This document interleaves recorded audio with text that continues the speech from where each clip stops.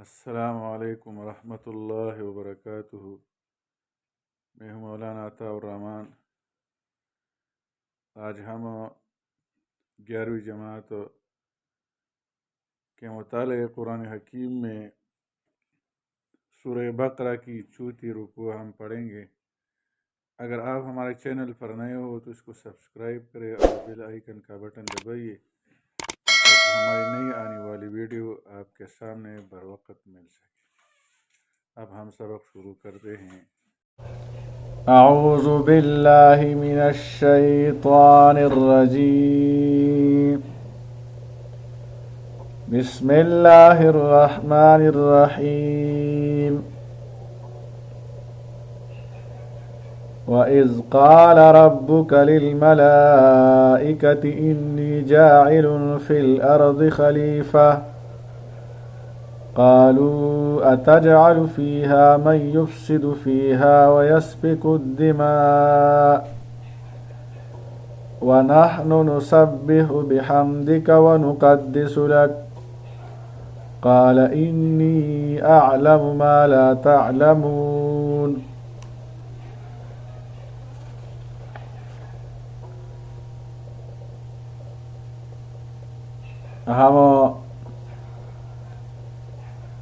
ہم نے 11ویں جماعت کے مطالعہ قرآن حکیم شروع کیا ہوا تھا۔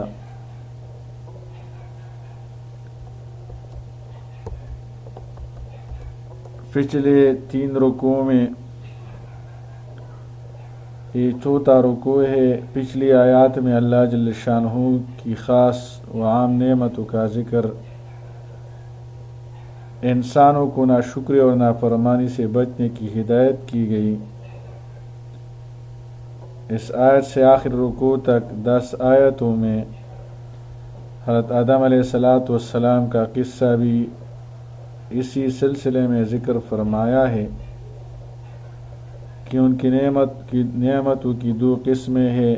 ایک وہ نعمت ہے جو محسوس ہو، جیسے کان فینا مکان و جائیداد، مال و دولت، اور دوسری نعمت ہے معنوی، جیسے عزت و آبرو، خوشی، علم۔ پہلی آیات میں ظاہری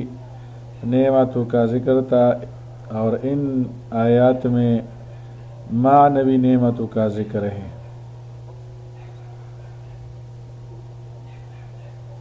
خلاصہ مضمون آیت کا یہ ہے کہ اللہ جل شانہ نے جب تخلیق آدم علیہ السلام اور دنیا میں اس کی خلافت قائم کرنے کا ارادہ کیا تو فرشتوں سے بظاہر ان کا امتحان لینے کے لیے اس ارادے کا ذکر فرمایا، جس میں اشارہ یہ تھا کہ وہ اس معاملے میں اپنی رائے کا اظہار کرے۔ فرشتوں نے رائے یہ پیش کی کہ انسانوں میں تو ایسے لوگ بھی ہوں گے جو فساد اور خون ریزی کریں گے، ان کو زمین کی خلافت اور انتظام سپرد کرنا سمجھ میں نہیں آتا۔ اس کام کے لیے تو فرشتے زیادہ مناسب معلوم ہوتے ہیں کہ ان میں نیکی کی فطرت ہے، برائی کا صدور ان سے ممکن نہیں، وہ مکمل اطاعت گزار ہے، دنیا کے انتظامات بھی وہ درست کر سکیں گے۔ اللہ تعالیٰ نے ان کی رائے کے غلط ہونے کا اظہار اول ایک حاکمانہ جواب سے کیا کہ خلافت ارضی کی حقیقت اور اس کی ضروریات سے تم واقف نہیں، اس کو میں ہی مکمل طور پر جانتا ہوں۔ پھر دوسرا جواب حکیمانہ انداز سے آدم علیہ السلام کی فرشتوں پر ترجیح اور مقام علم میں آدم علیہ السلام کے تفوق کا ذکر کر کے دیا گیا اور بتلایا گیا کہ خلافت ارض کے لیے زمینی مخلوقات کے نام اور ان کے خواص و آثار کا جاننا ضروری ہے اور فرشتوں کی استعداد اس کی متحمل نہیں۔ فرشتوں نے اعتراض ہوا، کیا ہو سکتا ہے کہ فرشتوں کو کیسے معلوم ہوا کہ وہ زمین پر فساد کریں گے؟ اس کا جواب یہ ہے کہ یا تو اللہ تعالیٰ نے خود فرشتوں سے کہا کہ ایسی مخلوق میں پیدا کروں گا کہ وہ آپس میں لڑائی اور جھگڑے بھی کریں گے، خون ریزی بھی کریں گے، تو فرشتوں نے اس کی حکمت کے بارے میں معلومات حاصل کرنے کے لیے سوال کیا کہ اس کی کیا حکمت ہے کہ وہ خون ریزی بھی کریں گے زمین پر، جنگ جھگڑے بھی کریں گے، اور پھر بھی آپ اس کو پیدا فرماتے ہیں۔ یا زمین پر پہلے بسنے والی مخلوق جناتوں کا تھا، جنات ایک دوسرے کے ساتھ جھگڑے وغیرہ کرتے تھے، فرشتوں نے اس سے معلوم کیا کہ وہ بھی زمین میں اگر بسیں گے تو وہ بھی آپس میں خون ریزی کریں گے۔ وَإِذْ قَالَ رَبُّكَ لِلْمَلَائِكَةِ، اور یاد کرو جب تمہارے رب نے فرشتوں سے فرمایا انی جاعل فی الارض خلیفۃ، کہ میں زمین میں ایک خلیفہ بنانے والا ہوں۔ قالوا اتجعل فیہا، تو انہوں نے عرض کی کیا تم اس زمین میں اسے خلیفہ بناتا ہے، من یفسد فیہا، جو اس میں فساد مچائے گا، ویسفک الدماء، اور خون بہائے گا، ونحن نسبح بحمدک، اور ہم تیری حمد کے ساتھ تسبیح کرتے ہیں،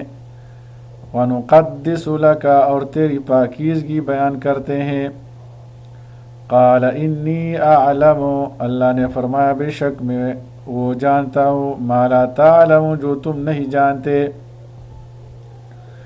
وعلم آدم الاسماء كلها، یہ حکیمانہ جواب ہے کہ اللہ تعالیٰ نے علم کے ذریعے آدم علیہ السلام کو فرشتوں پر ترجیح دی اور تفوق ان کو دیا۔ وعلم آدم الاسماء كلها، اور اللہ نے آدم علیہ السلام کو تمام چیزوں کے نام سکھائے کہ اس چیز کی یہ خاصیت ہے، یہ خاصیت ہے، یہ خاصیت ہے۔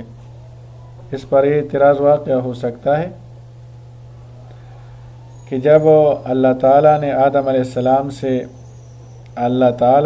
السلام کو سکھائے تو اور پھر فرشتوں کو کہا کہ ان کے نام آپ بتائیں۔ مثال کے طور پر ایک طالب علم کو اپنا استاد محترم کی سوال پوچھے اور اس کو جواب سکھائے، اور طالبوں سے کہے کہ آپ ان کا جواب دیجیے، تو یہ تو ٹھیک نہیں ہوا۔ یہ اعتراض اور یہ سوال پیدا ہوتا ہے۔ اس کا جواب یہ ہے کہ اللہ تعالیٰ نے آدم علیہ السلام اور فرشتوں اور آدم علیہ السلام کو سب کو ان چیزوں کے نام بتائے، ان کے خواص بتائے، لیکن فرشتوں کی فطرت اور جبلت اس کی مناسبت نہیں تھی، اس کے خواص میں ہی نہیں تھی فرشتوں کی، اس لیے ان کو یاد نہیں رہے۔ اور آدم علیہ السلام کی فطرت میں یہ تھا کہ وہ اس کی خاصیت جان لے اور اس کا جواب دے سکیں۔ وَنُقَدِّسُ لَكَ، اور تیری پاکیز بیان کرتے ہیں۔ قال انی اعلم ما لا تعلمون، اللہ نے فرمایا بے شک میں وہ جانتا ہوں جو تم نہیں جانتے۔ وعلم آدم الاسماء كلها، اور اس اللہ نے آدم علیہ السلام کو تمام چیزوں کے نام سکھائے۔ ثم عرضهم على الملائکة، پھر انہیں فرشتوں کے سامنے پیش کیا، فرشتوں کے سامنے پیش کیا کہ ان چیزوں کے نام آپ بتاؤ، ان کی خواص بھی بتاؤ۔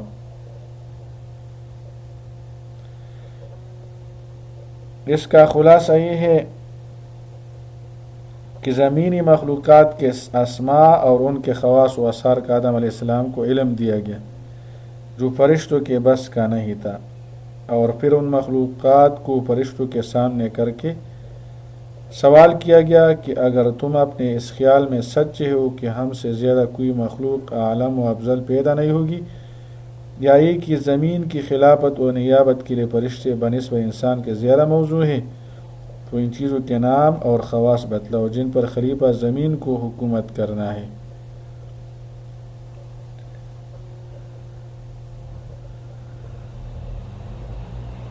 قال انی اعلم ما لا تعلمون وعلم آدم الاسماء كلها، اور اس اللہ نے آدم علیہ السلام کو تمام چیزوں کے نام سکھائے۔ ثم عرضهم، پھر انہیں علی الملائکۃ فرشتوں کے سامنے پیش کیا عرضہم پیش کرنا فقال انبئونی باسماء ہؤلاء پھر فرمایا مجھے ان چیزوں کے نام بتاؤ ان کنتم صادقین اگر تم سچے ہو قالوا سبحانک لا علم لنا الا ما علمتنا قالوا انہوں نے عرض کی فرشتوں نے عرض کی اے اللہ تو پاک ہے لا علم لنا ہمارے پاس تو اتنا ہی علم ہے الا ما علمتا جو تم نے ہمیں سکھایا ہمارے پاس تو اتنا علم ہے جو تم نے ہمیں سکھایا انک انت العلیم الحکیم بے شک تو خوب جاننے والا بڑی حکمت والا ہے قال یا آدم پھر اللہ نے فرمایا اے آدم علیہ السلام انبئہم باسمائہم تم ان فرشتوں کو ان چیزوں کے نام بتاؤ فلما انبأہم باسمائہم پھر جب انہوں نے ان فرشتوں کو ان چیزوں کے نام بتائے قال الم اقل لکم تو اللہ نے فرمایا کیا میں نے تم سے نہیں کہا تھا انی اعلم غیب السماوات والارض بے شک میں آسمان اور زمینوں کی سب پوشیدہ باتیں خوب جانتا ہوں واعلم ما تبدون اور میں جانتا ہوں جو تم ظاہر کرتے ہو تبدون ظاہر کرنا وما کنتم تکتمون اور جو تم چھپاتے ہو اس کا علم بھی میرے پاس ہے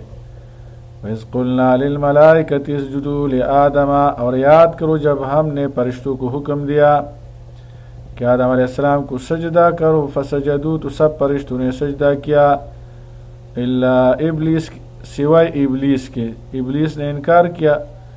ابا واستکبرا اس نے انکار کیا اور تکبر کیا وکان من الکافرین اور وہ کافروں میں سے ہو گیا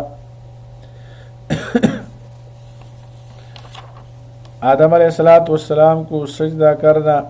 یا تو اس جہت اور طرف مراد ہے آدم علیہ السلام کی جہت مراد ہے کہ اس طرف آپ سجدہ کر دو یا یہ سجدہ تعظیم ہے جو پچھلی امتوں میں یہ جائز تھا جیسے حضرت یوسف علیہ السلام کے والدین اور ابویوں کا مصر پہنچنے کے بعد یوسف علیہ السلام کو سجدہ کرنا مذکور ہے وَخَرُّوا لَهُ سُجَّدًا یہ تو ظاہر ہے کہ سجدہ عبادت کے لیے نہیں ہو سکتا کیونکہ غیر اللہ کی عبادت شرک و کفر ہے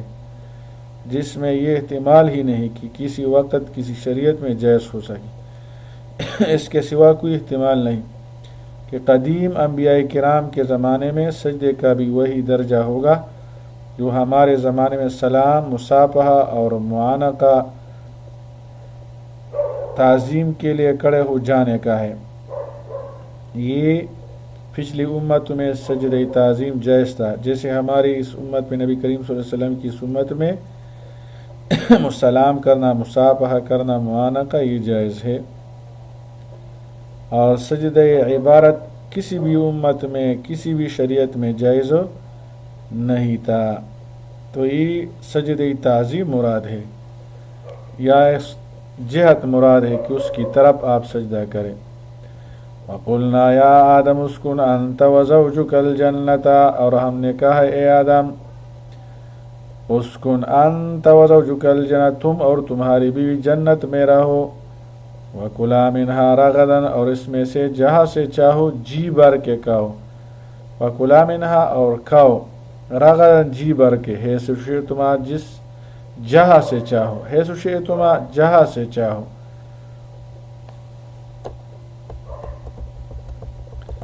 وَلَا تَقْرَبَا هَذِهِ الشَّجَرَةَ اور تم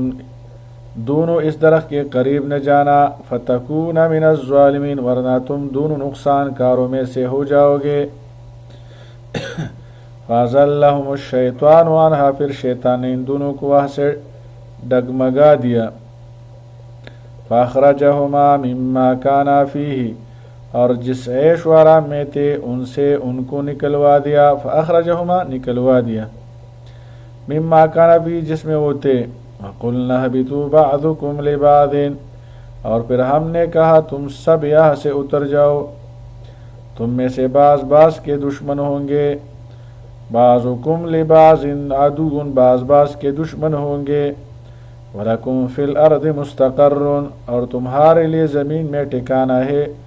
وَمَتَاعٌ إِلَىٰ حِینٍ، اور ایک مقرر وقت تک کے لیے فائدہ اٹھانا ہے۔ اسی طرح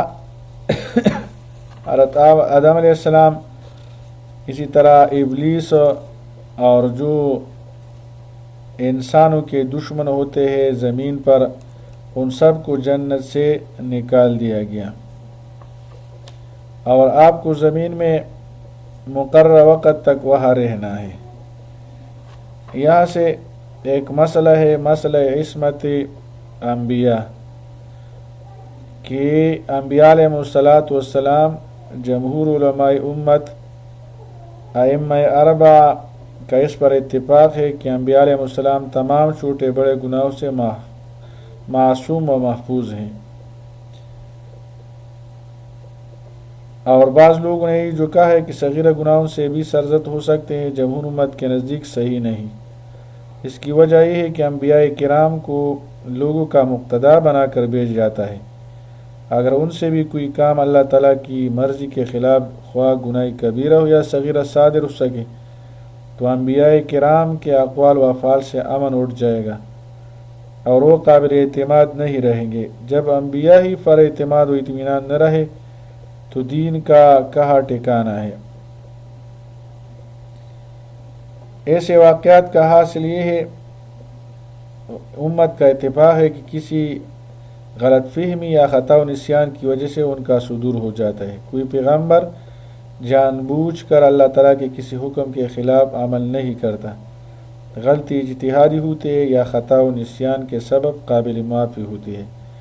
جس کو اصطلاح شرع میں گناہ نہیں کہا جا سکتا، اور اس سہو و نسیان کی غلطی ان سے ایسے کاموں میں نہیں ہو سکتے جن کا تعلق تبلیغ و تعلیم اور تشریح سے ہو، بلکہ ان سے ذاتی افعال اور اعمال میں ایسا سہو و نسیان ہو سکتا ہے۔ مگر چونکہ اللہ تعالیٰ کے نزدیک انبیاء کرام کا مقام نہایت بلند ہے، اور بڑوں سے چھوٹی سی غلطی بھی ہو جائے تو بہت بڑی غلطی سمجھی جاتی ہے،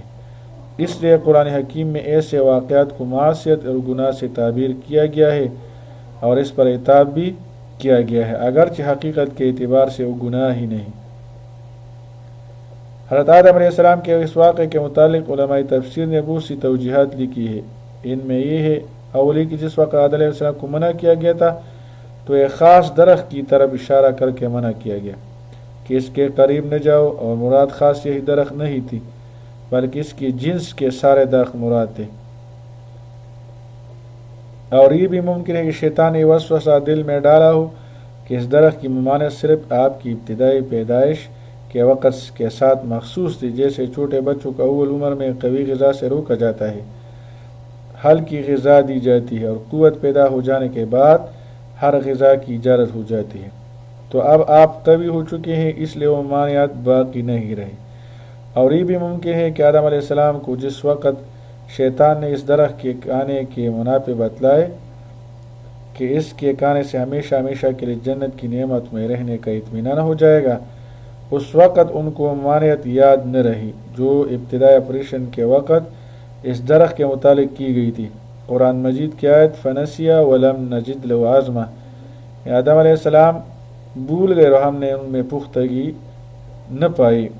یہ اس احتمال کی تائید تھی، توجیحات میں نے آپ کو ذکر کر دی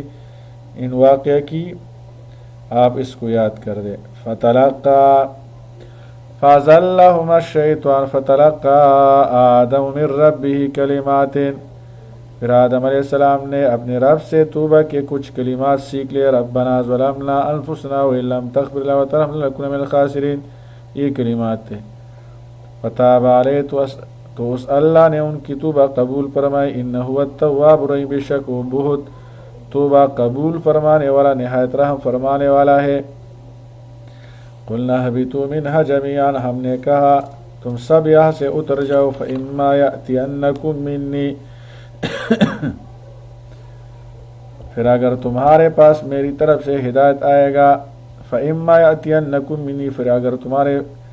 تمہارے پاس میری طرف سے ہدن ہدایت آئے، فَمَن تَبِعَ ہُدَایَ، تو جس نے میری ہدایت کی پیروی کی، فَلَا خَوْفٌ عَلَیہم، تو ان پر نہ کوئی خوف ہوگا، وَلَا هُمْ يَحْزَنُونَ، اور نہ وہ غمگین ہوں گے۔ وَالَّذِينَ كَذَّبُوا بِآیاتِنَا،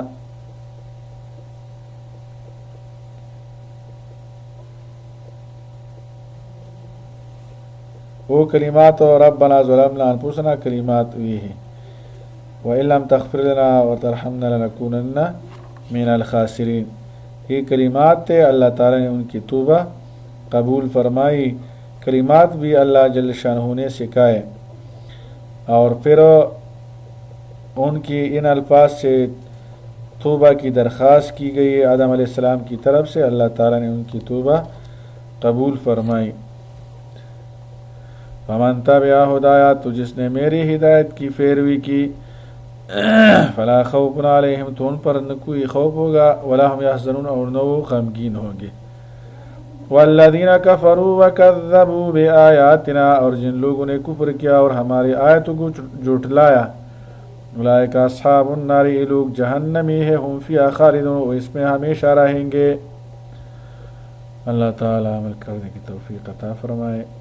وصلی اللہ تعالی علی خیر خلقہ محمد وآلہ واصحابہ اجمعین برحمتک یا ارحم الراحمین۔